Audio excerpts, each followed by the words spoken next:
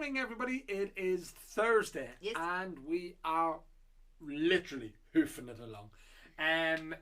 We have just passed 1,600 lots on the system. The lads are still adding bottles to the auctions. I'm doing some myself at the minute as well, and doing everything else. They're also down here trying to organise the room and get it all straightened out. I mean, it is a busy place this morning. It really, truly is. It is a busy place to be, Irish Whiskey Auctions this morning. We have, as I say, a big auction, but we've a big auction for lots and lots of reasons. We've bottles that I've just never seen before. I never thought we'd be in a position to have them. I know I keep saying every month that the Scotch and the bourbon is growing, and I mean this month's just blown it clean out of the water. I mean, we've bottles there that are genuine, legit, collectible Scotch, collectible American. I'll start off with the American. Pappy. I mean, everybody knows the name Pappy Van Winkle. We've got a 12-year-old Van Winkle, 20-year-old, 23-year-old. I mean, they have nearly a cult following in America. Everybody goes mad for each year. So much so that they're very rarely just available to buy in a shop. It's usually ballots and you know, allocations through all that sort of stuff. I know that the shops here in Ireland, when they get them, they do them through ballots as well. George T. Stagg sitting beside that as well. Again, highly collectible bottles. We've another two massively collectible American bourbon bottles. They're for charity. We'll talk about them tomorrow. Yeah. And then on the end, you've got a Booker's. And we've the usual selection of Blantons and every other one that's there. I mean, there really is wild turkeys, just everything. It is phenomenal this month. The American, the Scotch. Where do we even start with this? And it would be one thing if we had one or two of the bottles, but the bottles we have this month, I'm just stunned, and I mean literally stunned. Start off with the Ardbegs. I mean, Ardbegs is continuously doing things like the committee releases, and I think we have a few committee releases in this month as well. But you've got mad things like this Provenance one, 1975 Ardbeg there. There's a 30-year-old Ardbeg as well sitting beside it. I mean, to have one of the bottles to be something, to have the two of them sitting side by side is just phenomenal. I mean, it really is gone above and beyond. I put up the wee bottle of Torra Biog, and the reason why I put that up is during the summer I was on my motorbike and we were heading back. We were up on the island of Skye, and we came across this place, and we went in and we had I think we had a sandwich or something like that in the courtyard. Lovely little distillery on a hill on the Isle of Skye, overlooking the sea. I mean, it just couldn't be any more picturesque if it tried. And the weird thing about that is it's not unique over there. I mean, when you go to Skye or you go to Isle or any of them, I mean, they're so pretty, the distilleries. Yeah. They're just really positioned in really picturesque place. But this had a wee walkway around, and I had a stream running on alongside it, and as I said, the courtyard and all that inside. So it was a lovely place to be. If you get a chance, get over to the Isle of Skye and visit it. Beside that, a Bowmore 25, an Isla single malt limited edition. This is apparently something about the two seagulls and the crescent moon. It's a limited edition one. I didn't read too much into it. Scotch, as I will admit to everybody, is not really my forte. I don't have a lot of memory of Scotch history and stuff like that. But you'll get there. But I will get there. It's growing all the time. What I do know is anything with Springbank written on the front of it is a wanted baby. This is a 1966 Springbank local barley. I know the modern local barleys are highly sought after, but again, they're done through ballots, everything else. So I can only assume what that is. I'd seen the valuation that the lads put on that after a bit of homework, and it does look special. The nice thing about it, on the front of it, it has the flame fired still, and then it has the condenser and all that sort of stuff, and just a visual of it. It is a nice label. Beside that, a 1974 Glenmorangie. I love Glenmorangie. I think I particularly love old Glenmorangies myself. Really fruit forward, floral, very florally, grassy whiskey. Really nice. beside that is, I mean, we talked about Dunville's yesterday and the sherry bombs that they create. But, you know, there's the daddy of them all there sitting beside them. An old Glendronach 15-year-old, 100% matured in sherry casks. I mean, I know people who will literally... That's going to be chewy. That's going to be chewy, jowly. Your jaws will just be stuck together. It is tingly just... lips. Look at the colour of it, Kitty. Like, Oh, it's wow. nearly black. It is phenomenal. And it's a litre bottle as well. So more bang for your buck. Lafroig 30-year-old. That is an ashtray in a 30-year-old bottle. Yes. Yes, essentially that's exactly what that is. An extremely rare single Isle of Malt Scotch whisky, 30-year-old Lafroig. Can you imagine what it'd be like? It'd be just, If you know, you're into your peaty whiskies, it's up there. This is a fairly spectacular looking thing. Cool. This is gorgeous, isn't it? So this is from the Glengoyne distillery, and it's called the Farewell Dram. And it distilled in 1969, bottled in 1998, and it was to commemorate or to celebrate, I think it was, that's written on the front of it, the retirement of Ian Taylor, who was the distillery manager there. But the whole thing, the presentation is made to look like a distillery safe, like a distiller safe.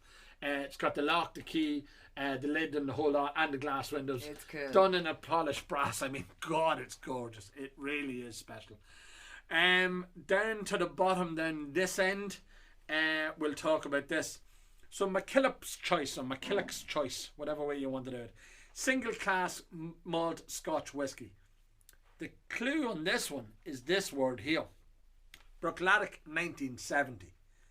I mean, again, we all know about the history of Bruichladdich here in Ireland because of Mr. Mark Rainier and what he's done with the Waterford distillery. And again, he's building on the sort of reputation and the name that he built for himself in the Bruichladdich distillery.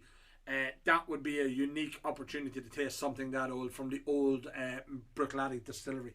There's another ashtray. There's another ashtray. Yeah, well done, kid. That's the Lagavulin 25-year-old. I mean, Lagavulin 16 is just a peak fest. For me, it's a weird For one. For me, it's a hard no. Yeah, no, okay, fair enough. We'll leave it at that. Beside that is a very special bottle indeed.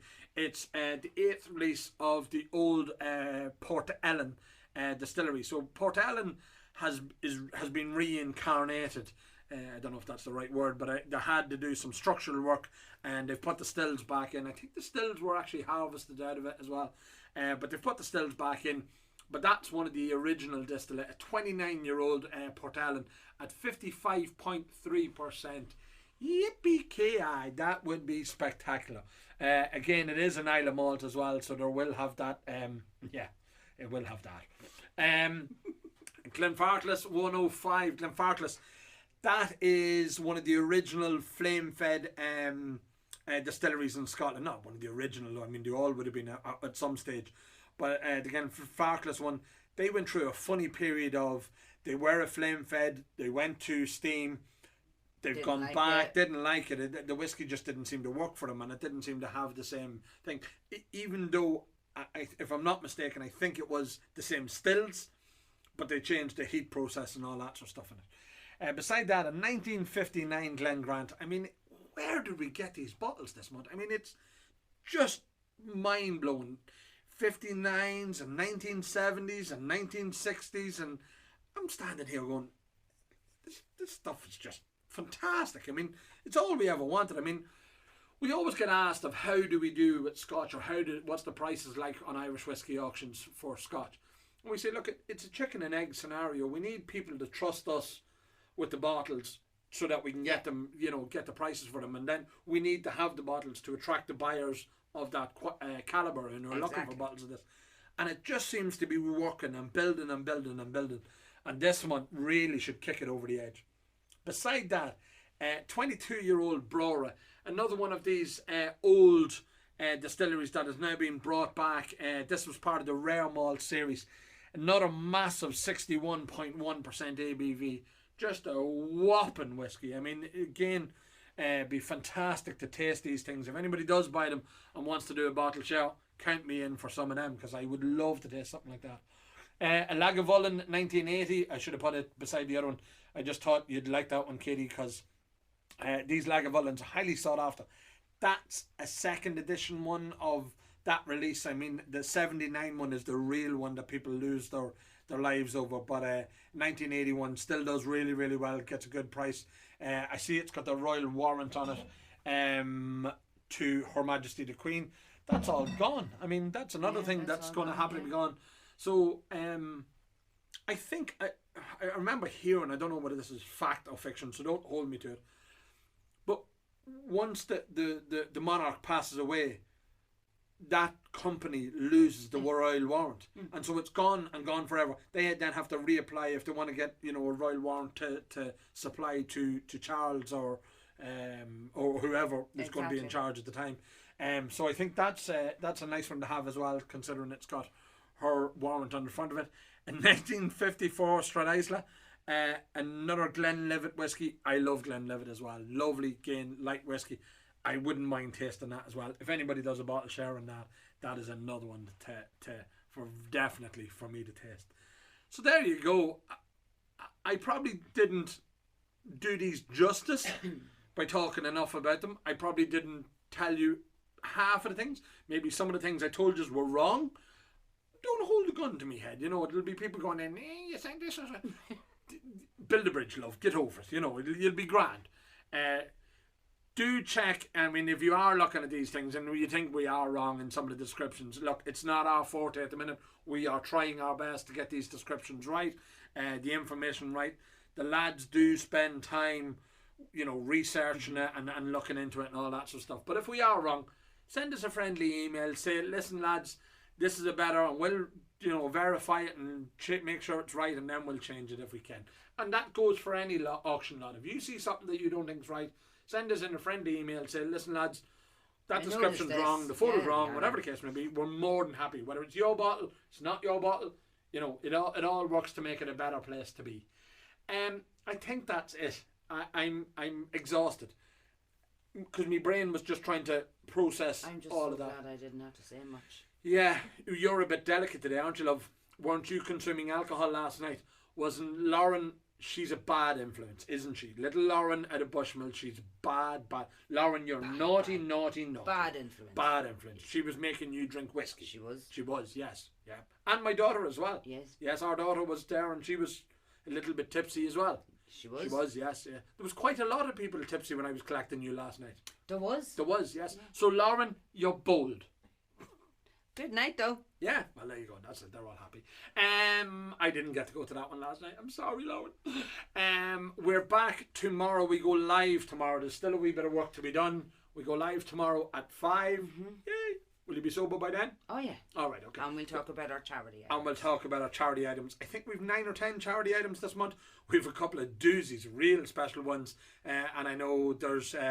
some people have we have bottles that people are going to be chasing as well. So that's it. We're back tomorrow, Friday. For now, Katie will probably go up and fall asleep in her chair. No, I've bottles to do. You've bottles to do. I've bottles to do. We still have all bottles to do. Bye.